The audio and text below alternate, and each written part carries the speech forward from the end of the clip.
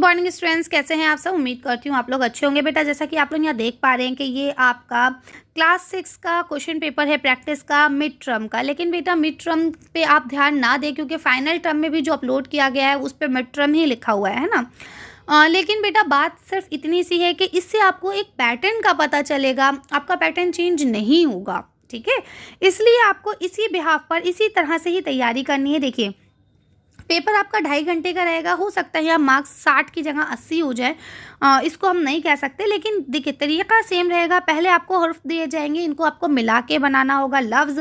जैसे अब यहाँ लिखा है शीन जीम और रे, तो अब आपको शीन फिर ऐसे करके जीम और फिर उसके साथ रे, शजर। ठीक है, इस तरह से आपको क्या करना है, हर्फों को मिला के लिखना है। ठीक है, बे सीन ते और ये, तो देखिए यहाँ लिखे बे सीन ते और ये। ठीक है, इसके बाद यहाँ देखिए यहाँ लिखा है सीन ते अलीफ रे और ये, तो अब यहाँ लिखे सीन ते और अलीफ फिर रे और बड़ी ये। ठीक है, फिर ऐसे देखिए लिखा दाल अलीफ सीन ते अलीफ नून, फिर लिखे दाल अलीफ नहीं जुड़ेगा तो अलग लिखा जाएगा, सीन और ते एक साथ जुड़ जाएंगे और उसके साथ अलीफ भी जुड़ जाएगा, लेकिन नून नहीं जुड़ेगा तो इसे अलग कर देंगे। हो गया दास्तान। ठीक है, तो एक क्वेश्चन आपका इसी तरह से आएगा जिसमें आपको फॉर्मेशन करना होगा, यानी कि जो अलग अलग हरूफ है उनको जोड़कर एक जुमला बनाना हो, मतलब एक लफ्ज़ बनाना होगा। ठीक है, दूसरा क्वेश्चन आएगा जिसमें आपको जुड़े हुए दिए होंगे, है ना, लफ्ज़ दिए होंगे, इनके हर्फ को अलग अलग करना होगा। तो कर लीजिए। देखिए यहाँ चे है, ठीक है, अलीफ है और टे है, साफ दिख रहा है आपको चार्ट। फिर ये देखिए हे है, फिर अलीफ है, फिर जीम है और फिर छोटी ये है हाजी, ये भी आपको अलग दिख रहा है। फिर देखिए चे है, फिर अलीफ है, फिर बे है और फिर ये है चाबी। ठीक है, फिर इसी तरह से जापान है, तो जापान कैसे बनेगा, जीम अलीफ पे अलीफ और नून। ठीक है, तो इस तरह से आपका दूसरा क्वेश्चन इस पे होगा। तीसरा क्वेश्चन जो होगा ये होगा भैया तस्वीर देखकर इनके नाम लिखिए। ठीक है, तो यहाँ पे अगर आप देखें तो ये दोनों तो आरी ही है, अलिफ मज़बर आ, रे ये जे री, आ री। ठीक है, ये क्या लिखा है, चूड़ी, चे वाओ चे वाओ चूड़े, ये जेड़ी चूड़ी। ये क्या है, ये चिड़िया, चेड़े चिड़, ये अली ज़बर या, चिड़िया। ठीक है, तो इस तरह से आपको ये लिख लेना है। आगे आ जाइए। अब देखिए एक क्वेश्चन इस तरह से आएगा आपका कि ब्रैकेट में यहाँ कुछ आपको लफ्ज़ दिए गए हैं, ये यहाँ पे लगाना है और यहाँ इन्हें जोड़ के लिखना है। ठीक है, तो देखिए सबसे लिखा है बे। अब बे के साथ क्या जोड़ेगा, सीन स्वाद के से, तो बे के साथ सीन जोड़ेगा, हो जाएगा बस। अब यहाँ लिखा है बे और रे, अब यहाँ क्या जुड़ेगा, से जुड़ेगा सीन के से स्वाद। ठीक है, तो यहाँ क्या जुड़ेगा, तो लिखिए स्वाद बे और रे सब्र। ठीक है, अब यहाँ दाल और रे है, अब यहाँ क्या आ जाएगा, शीन आएगा, ज़्वाद आएगा कि सीन आएगा। ठीक है, क्या हो जाएगा, सदर। ठीक है, आगे देखें यहाँ क्या लिखा हुआ है, यहाँ लिखा है आपका हे रे और ते। ठीक है, अब यहाँ क्या आ जाएगा, ज़्वाद। ठीक है, क्यों, क्योंकि ये हो जाएगा हे ज़्वाद और रे और ते, हजरत। ठीक है, तो अब यहाँ पे आपको पहले लिखना है कि क्या आएगा और फिर इसको यहाँ पे कर देना है ऐसे। ठीक है, क्वेश्चन मत उतारिएगा, क्वेश्चन नंबर लिखिएगा, लेकिन ये सारी चीज़ें आपको उतारनी पड़ेंगी। ठीक है, आगे आ जाइए। अब देखिए यहाँ आपको जैसे ही सवाल दिए गए ना, अपना पूरा नाम लिखो, अपने वालिद का नाम लिखो, अपनी वालदा साहिबा का नाम लिखो। तो ये जो क्वेश्चन आपको ऐसे दिए गए हैं ना, इसमें आपके क्वेश्चन अब नज़्म से या हरफ तहज्जी से, या अब आपसे पूरा कह दिया जाएगा कि भाई पूरे हरफ तहज्जी को लिखिए।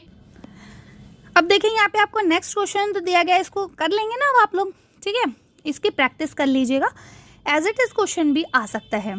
ठीक है,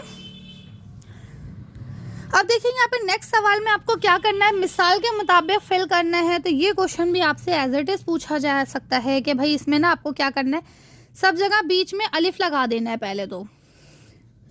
ठीक है, अब जब अलिफ लगा देंगे तो वो सेंटेंस कैसे बनेगा, नून अलिफ और नून नान, इस तरह से बनेगा। ठीक है, या नून अलिफ और पे नाप। ठीक है, या ते अलिफ और नून तान, या ऐसे ते अलिफ और पे ताप, या पे अलिफ और नून पान। ठीक है ना, तो इस तरह से ये आपके बनेंगे, इसको आप बनाना सीख लीजिएगा। जोड़ के लिखना, अलग करना बहुत ज़रूरी है, ठीक है। अब यहाँ लिखा है नुक्तों की मदद से लफ्ज़ बनाइए। तो देखिए बेटा, यहाँ पे आपको जगह दे दी गई है। अब देखिए इस पे 2 नुक्ते लगा के नाना बना सकते हैं आप, नून अलिफ नाना। अब इसे आप नून अलिफ और नून ये नानी भी बना सकते हैं, पे अलिफ नून ये पानी भी बना सकते हैं, ठीक है। जो आपको अच्छा लगे बना सकते हैं, लेकिन वो कोई लफ्ज़ होना चाहिए। ऐसा नहीं है कि आपने कुछ भी उल्टे सीधे नुक्ते लगा दिए और वो कहा मैम हम तो लगा के आए थे, हमें नंबर नहीं मिले। ऐसा नहीं करना है। ऐसे नुक्ते लगाने हैं जिसको जोड़ने के बाद एक सही सा लफ्ज़ बन रहा हो, ठीक है। ऐसे इसे आप इसे बे अलिफ और पे बाप कर सकते हैं, है ना, या बे अलिफ और ते बात कर सकते हैं, ठीक है। इसी तरह से इसे नून अलिफ और नून नान कर सकते हैं, ठीक है।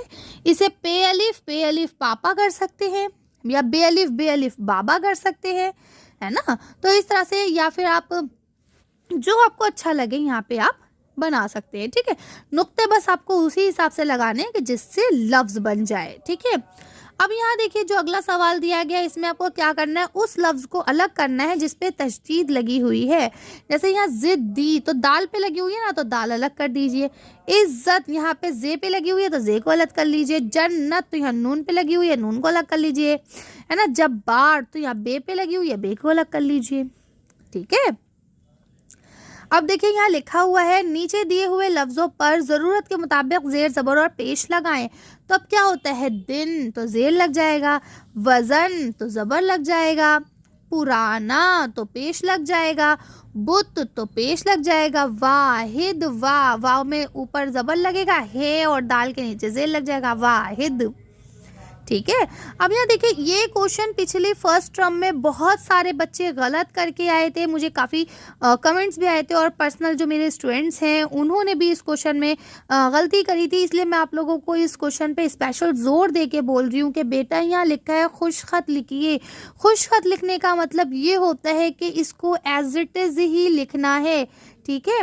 मतलब इसमें कोई भी आपको फेरबदल नहीं करनी है। किसी ज़माने में हिंदुस्तान में एक राजा राज करता था, वो बहुत रहमदिल था, उसके राज में प्रजा खुशहाल थी, सब लोग राजा की इज्जत करते थे।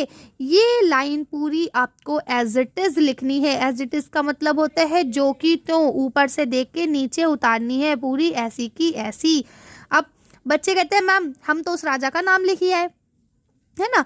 तो पिछली बार जब आपका मिड टर्म में पेपर हुआ था और ये आया था, और इस बार भी ये क्वेश्चन आएगा, तो बेटा थोड़ा इस चीज़ का खास ख्याल रखें। यहाँ खुश खत लिखिए का मतलब होता है कि जो भी चीज़ आपको दी गई है, चाहे आपको एक लाइन दी गई हो, चाहे आपको एक सेंटेंस दिया गया हो, चाहे आपको एक जुमला दिया गया, कुछ भी दिया है, एक लफ्ज़ दिया गया, वो आपको एज इट इज़ लिखना है, यानी ऊपर से देख के नीचे उतारना है, उसमें कोई भी फेरबदल चेंजेस नहीं करनी है, ठीक है। तो इसको आप लोग कर लेंगे। ये एक छोटा सा था आपका सैम्पल पेपर जो सीबीएसई की तरफ से जारी किया गया था। इसमें बस थोड़ी सी चेंजेस ये हो सकती है बेटा कि आपसे आपकी पूरा हरफ तहज्जी दे दिया जाए कि भाई लिख के बताइए, या आपसे आपकी जो नज़्म वगैरह आपको दी गई है 3-4 पढ़ने के लिए, एक कहानी है, तो उससे एक आध क्वेश्चन आ सकता है। अगर चेंजेस होगी तो बस इतनी सी चेंजेस होगी, ठीक है। वो मैं आपको प्रैक्टिस पेपर जब करवाऊंगी और 1 शॉट रिवीजन, तो उसमें आप लोगों को करवा दूंगी, ठीक है।